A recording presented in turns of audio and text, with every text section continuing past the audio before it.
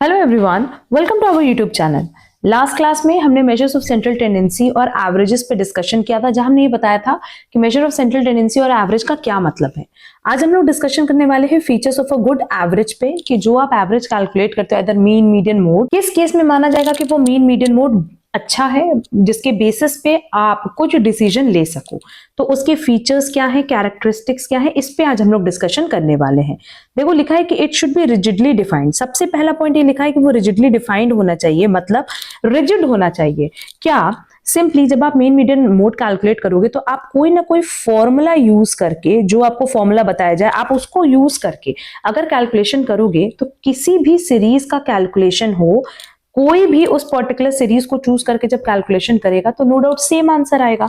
That is rigidly defined रहेगा, सबके लिए आंसर सेम होगा, सबके लिए रिजल्ट सेम आएगा। और ये कब पॉसिबल है? जब आपने एक पर्टिकुलर फॉर्मूला पे बेस होकर के उस पर्टिकुलर ऑब्जर्वेशन या सीरीज का कैलकुलेशन किया हो। ठीक है, मीन मीडियन मोड में हमने बताया भी है कि मीन के लिए भी हम लोग फॉर्मूला यूज करेंगे, क्योंकि बेसिकली अगर मीन की बात करें तो वो मैथमेटिकल मेजर्स को शो करता है।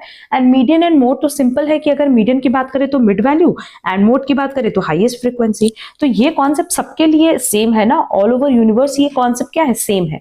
अगर यही कॉन्सेप्ट यूज करके हर कोई पर्टिकुलर सीरीज का वैल्यूएशन करेगा तो उसका जो रिजल्ट आएगा वो सेम आएगा। इसीलिए यहां बोला गया कि ये रिजिडली डिफाइंड होना चाहिए कि सबके लिए उसका रिजल्ट सेम हो। दूसरा है it should be easy to understand, कि जो भी आपने फॉर्मूला बनाया है या जो भी आपने कैलकुलेशन मेथड बनाया है वो इजी टू अंडरस्टैंड होना चाहिए।